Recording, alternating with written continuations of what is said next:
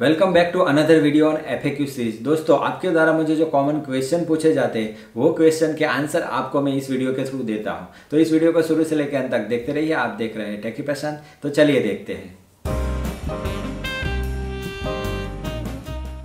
तो first question है from वसंत नायक। उसका क्वेश्चन ये है कि उसके पास iPhone 6 Plus है और उसकी बैटरी की लॉन्ग लाइफ के लिए वो बैटरी को 35% से कम नहीं होने देते और चार्जिंग जब करते हैं तो 78% से ज़्यादा वो चार्जिंग नहीं करते। तो क्या ये सही तरीका है बैटरी की हेल्थ मेंटेन करने के लिए? उसके आईफोन में अभी जो हेल्थ है एग्जिस्टिंग वो 87% है। तो मैं आपको बताना चाहूँगा कि आप जो बैटरी की जो डिस्चार्ज लेवल है 35% से कम, वो तो अच्छा कर रहे हैं, क्योंकि अगर बैटरी ज़्यादा डिस्चार्ज हो जाती है 10% उससे भी कम, तो क्या होता है उसमें इलेक्ट्रॉन की जो मूवमेंट होती है वो बंद हो जाती है, स्लो हो जाती है और स्लीप मोड में चली जाती है कभी कभी। तो आप उसे जब भी चार्जिंग पे रखते हैं तो चार्ज नहीं होती। यानी ये आप अच्छा कर रहे हैं कि 35% से जैसे ही कम होता है तो तुरंत ही आप उसे चार्जिंग में रख देते हैं। ये अच्छी बात है। ज़रूरी नहीं है कि बैटरी को पूरे के पूरी डिस्चार्ज करें, क्योंकि एप्पल के अंदर जो चार्जिंग साइकिल होती है वो बहुत एफिशिएंटली मैनेज होती है। अगर आप पूरी की पूरी डिस्चार्ज नहीं करेंगे 35% 25% के आसपास होगी और चार्जिंग पे रख देंगे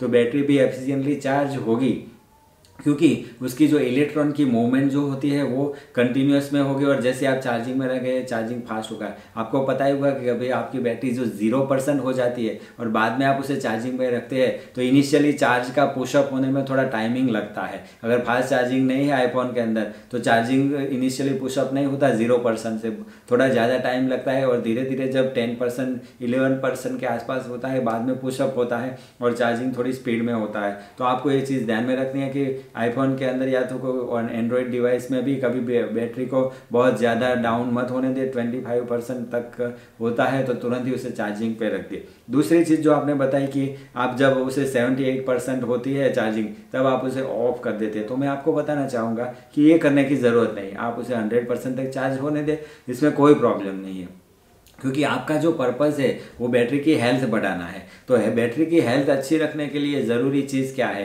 कि जब भी आप अपने आईफोन की बैटरी को चार्ज करें उस टाइम पे जो चार्जिंग के थ्रू जो हीट जनरेट होती है वो कम से कम हीट जनरेट हो। फॉर एग्जांपल यहाँ पे जो मेरे पास ये फ़ोन है उसमें यहाँ पे मैंने पीछे कवर लगा रखा है, तो जब भी मैं इसे चार्जिंग पे रखता हूँ तो मैं इसका कवर निकाल देता हूँ, तभी उसे चार्जिंग पे रखता हूँ। क्यों? क्योंकि चार्जिंग के टाइम पे आपको पता ही होगा कि बैटरी में हीट जनरेट होती है, तो अगर मैं कवर निकाल दूंगा तो वो हीट है वो हवा में डिसिपेट हो जाएगी, यानी चली जाएगी, हवा में ट्रांसफ़र हो जाएगी, यानी फ़ोन ज़्यादा गर्म नहीं होगा। क्योंकि चार्जिंग के टाइम पे एक तो जो हीटिंग होता है बैटरी के अंदर से हीटिंग होता है, और अगर आप चार्जिंग के टाइम पे ही उसे यूज़ कर रहे हैं पैरेलली, गेम खेल रहे हैं ये खेल रहे हैं, तो डबल साइड हीटिंग हो जाएगा, प्रॉब्लम हो जाएगा। तो आप वो मत कीजिए। और दूसरा, कभी भी चार्जिंग पे रखा है फ़ोन ने और विंडो पे नज़दीक में रखा है, कार पे रखा है, तो वहाँ पे बाहर से अगर सनलाइट भी आ रही है तो भी फ़ोन गर्म होगा, तो आप वो मत होने दीजिए। यानी बैटरी की जो हीटिंग है उसे आप कंट्रोल कीजिए तो अच्छा होगा कि उसके सेल जो होते हैं वो डेड नहीं होंगे, ख़राब नहीं होंगे, तो उसकी वजह से बैटरी की हेल्थ अच्छी रहेगी। एक्चुअली ये हेल्थ ख़राब क्यों होती है? क्योंकि जब भी हम नई बैटरी लेते हैं तो उसके अंदर पूरे के पूरे सेल होते हैं और जैसे जैसे हम यूज़ करते हैं तो हीटिंग की वजह से और यूज़ होने की वजह से कुछ सेल ख़राब हो जाते हैं, उसकी वजह से उसकी हेल्थ जो होती है वो कम होती जाती है। तो आप जब भी उसे चार्जिंग पे रखें तो ट्राई कीजिए कि जितना हीटिंग हो सके वो कम हो। जैसे मैंने बताया कि कवर वगैरह निकाल दीजिए, ये सब आप टिप्स फॉलो कीजिए तो हेल्थ अच्छी रहेगी और 100% तक चार्ज कर दीजिए, उसमें कोई प्रॉब्लम नहीं होगा। क्योंकि आपको पता ही होगा कि 70-80% तक जब बैटरी चार्ज होगी उसके बाद जो चार्जिंग की प्रोसेस होती है वो बहुत स्लो हो जाती है, क्योंकि वो बैटरी की हीट को कंट्रोल करने के लिए वो प्रोसेस होती है। जैसे ही वहाँ तक पहुँचता है बाद में प्रोसेस धीरे धीरे स्लो हो जाती है ताकि बैटरी कंटिन्यूसली गर्म नहीं रहे। ये सब एप्पल मेंटेन करता है, इसलिए मैं हमेशा आपको सजेस्ट करता हूँ कि ऑलवेज एप्पल का जो ओरिजिनल चार्जर है आईफोन का और ओरिजिनल केबल उसे यूज़ कीजिए, तो आपके आईफोन की बैटरी की जो चार्जिंग प्रोसेस है वो भी बहुत अच्छी तरह से मैनेज होगी और आईफोन की बैटरी की हेल्थ भी अच्छी रहेगी। नेक्स्ट क्वेश्चन जो है वो है फ्रॉम मसूद। उसका क्वेश्चन ये है कि how to delete other system storage in iPhone. यानी जब आप अपने आईफोन के अंदर सेटिंग्स में से जाके देखते हैं स्टोरेज, तो वहाँ पे कुछ एप्लीकेशन लेवल की तो स्टोरेज बताता ही है, लेकिन साथ में एक अदर सिस्टम स्टोरेज का भी होता है कि इतनी स्टोरेज रोक रखी है, तो हम उसे कैसे खाली कर सकते हैं, डिलीट कर सकते हैं, एम्प्टी कर सकते हैं। तो मैं आपको बताना चाहूँगा कि ये जो पर्टिकुलर स्टोरेज होती है वो जनरली iOS जो ऑपरेटिंग सिस्टम होती है उसके अंडर में होती है। जनरली उसका हमें कंट्रोल नहीं होता, वो जो पर्टिकुलर स्टोरेज को डिलीट करना वगैरह, क्योंकि iOS जो होती है वो काम करती है उस टाइम पे उसे कुछ टेम्पररी डेटा जनरेट करने की ज़रूरत होती है, जैसे टेम्पररी फाइल कैचिंग वगैरह, क्योंकि प्रोसेस को फास्ट बनाने के लिए। कुछ और रीज़न भी हो सकता है, ब्राउजिंग वगैरह के इंटरनेट बचाने के लिए भी कभी कभी जो रिक्वेस्ट होती है वो कैचिंग होती है। तो ये पर्टिकुलर जो अदर स्टोरेज होती है उसमें कुछ ना कुछ ऐसी कैच वगैरह टेम्पररी चीज़ होती है, और टाइम टू टाइम iOS है वो उसे अननेसेसरी जो कैच वगैरह जो होती है टेम्पररी स्टोरेज में से निकाल देती है, अदर स्टोरेज में निकाल देती है, यानी अपने हिसाब से वो कंट्रोल करती है। ये कंट्रोल हमारे हाथ में नहीं है। नेक्स्ट क्वेश्चन जो है वो है फ्रॉम जेम्स। उसका क्वेश्चन ये है कि आईफोन के ऊपर जो व्हाट्सअप होती है उसमें कॉल रिकॉर्ड कैसे करें। तो मैं आपको बताना चाहूँगा कि एप्पल की जो टर्म्स कंडीशन है उसके अंदर कॉल रिकॉर्डिंग के बारे में बहुत स्ट्रिक्ट रूल है। इसलिए एप्पल के आईफोन के अंदर कोई भी एप्लीकेशन जो होती है वो कॉल रिकॉर्डिंग नहीं कर सकती। तो उसी के हिसाब से भी व्हाट्सअप के थ्रू भी जो आप कन्वर्सेशन वगैरह करते हैं तो वो कॉल रिकॉर्डिंग अभी तो नहीं कर सकते। व्हाट्सअप अगर वो फीचर दे दे तो अलग बात है, लेकिन आईफोन में तो कोई ऐसे फीचर्स नहीं है, और एप्पल ऐसी कोई एप्लीकेशन को अलाउ भी नहीं करता जो पर्टिकुलर नॉर्मल हमारे जो कॉल वगैरह होते हैं उसे रिकॉर्ड कर सके। अगर आप व्यूअर्स को पता है ऐसी कोई एप्लीकेशन जिसमें आईफोन को बिना जेल ब्रेक किए अगर कॉल रिकॉर्ड कर सकती है तो मुझे बताएगा, क्योंकि कुछ एप्लीकेशन सर्वर साइड होती है वहाँ पे रिकॉर्डिंग होता है, लेकिन एप्पल की टर्म्स कंडीशन के हिसाब से डायरेक्टली आईफोन के अंदर तो कोई एप्लीकेशन ऑफिशियली कॉल रिकॉर्ड नहीं कर सकती। अगर ऐसी एप्लीकेशन एप्पल को मिल भी जाती है तो वो डिलीट हो जाती है, एप्पल स्टोर पर से रिमूव कर दी जाती है।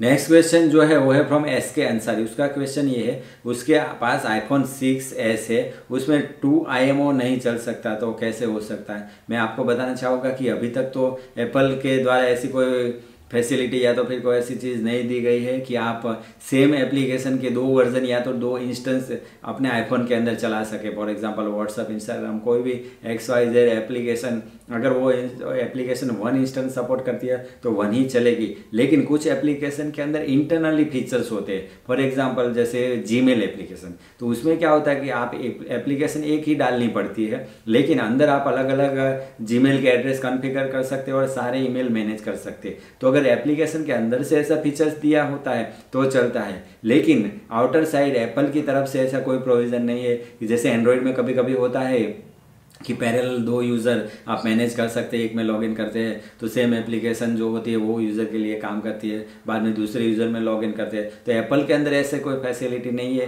कि सेम एप्लीकेशन के आप पैरेलली 2 इंस्टेंस रन कर सकते हैं। शायद आगे जाके एप्पल कुछ अच्छा मल्टी यूज़र वगैरह का कॉन्सेप्ट लाए आईफोन के अंदर तो फिर हो सकता है, लेकिन अभी तक तो वो नहीं है।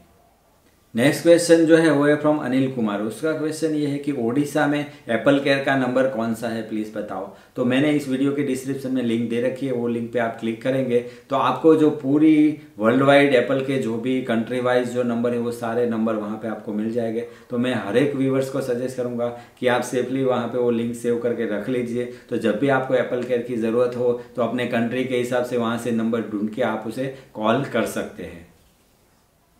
नेक्स्ट क्वेश्चन जो है वो है from SRD Sameer creation.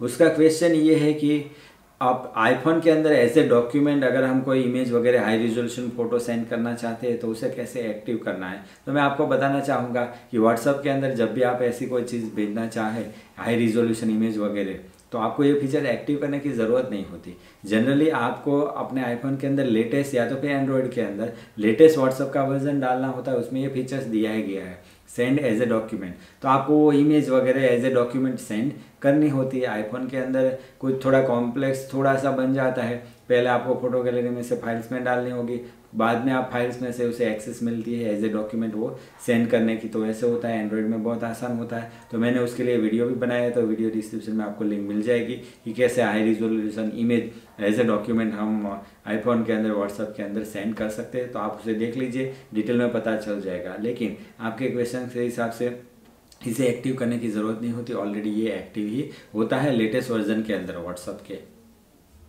Next question है फ्रॉम महेश वाघेला। उसका क्वेश्चन ये है कि एप्पल की जो वॉच सीरीज होती है 1 2 3 4, उसमें से कौन सी लेनी चाहिए उसके ऊपर थोड़े वीडियो बनाए, जीपीएस लेनी चाहिए, सेल्यूलर लेनी चाहिए, और ई सिम वगैरह कैसे काम करता है उसके बारे में आप थोड़ा वीडियो बनाए, जानकारी दीजिए। तो हो सके तो मैं थोड़ी कोशिश करूंगा। अभी तो मेरे पास एप्पल वॉच नहीं है, इसलिए थोड़ा प्रैक्टिकल वीडियो तो मैं नहीं बना सकता, लेकिन शायद इन्फॉर्मेटिव वीडियो में बनाने की कोशिश करूंगा। लेकिन ये क्वेश्चन मैं आपको थोड़ा ब्रीफ में आंसर दे देता हूँ, शॉर्ट में आंसर दे देता हूँ कि अगर आप इस टाइम पे एप्पल वॉच लेने की सोच रहे हैं तो हमेशा आप एप्पल वॉच सीरीज़ 4 पे जाइए, क्योंकि वो लेटेस्ट वर्जन है और उसके अंदर अच्छे फीचर्स दिए गए हैं, काफ़ी इंप्रूवमेंट किया गया है, और कार्डियोग्राम वगैरह जो होता है वो भी सारा उसमें जनरेट होता है। तो आप हमेशा एप्पल वॉच सीरीज 4 लीजिए और जीपीएस प्लस सेल्यूलर लीजिए। तो आपको जीपीएस और सेल्यूलर यानी कॉलिंग वगैरह फीचर्स एप्पल वॉच के थ्रू ही डायरेक्टली मिल जाएंगे। कभी अगर आपके पास आईफोन नहीं है तो भी वो बहुत यूज़फुल है। कुछ सिचुएशन में, इमरजेंसी सिचुएशन में काफ़ी सारे लोगों ने एप्पल वॉच का यूज़ किया है और काफ़ी सारे लोगों की जान भी बची है, ये पूरे न्यूज़ में भी आता रहता है। तो अगर सेल्यूलर का फीचर होगा तो अच्छा होगा।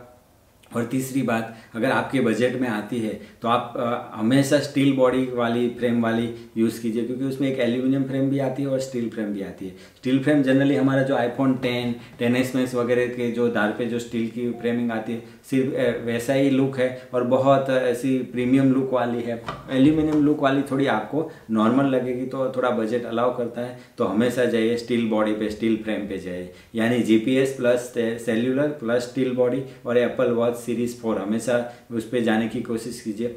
अगर आपको ये वीडियो पसंद आया है तो उसे लाइक कर दीजिए और चैनल को भी सब्सक्राइब कर दीजिए। सब्सक्राइब करने के बाद जो बेल का बटन है उसे टैप कर दीजिए, तो जब भी मैं चैनल पे नया वीडियो अपलोड करूंगा तुरंत आपके डिवाइस में उसका पोस्ट नोटिफिकेशन मिल जाएगा और आप मेरा नया वीडियो देख पाएंगे। आपका बहुत बहुत धन्यवाद।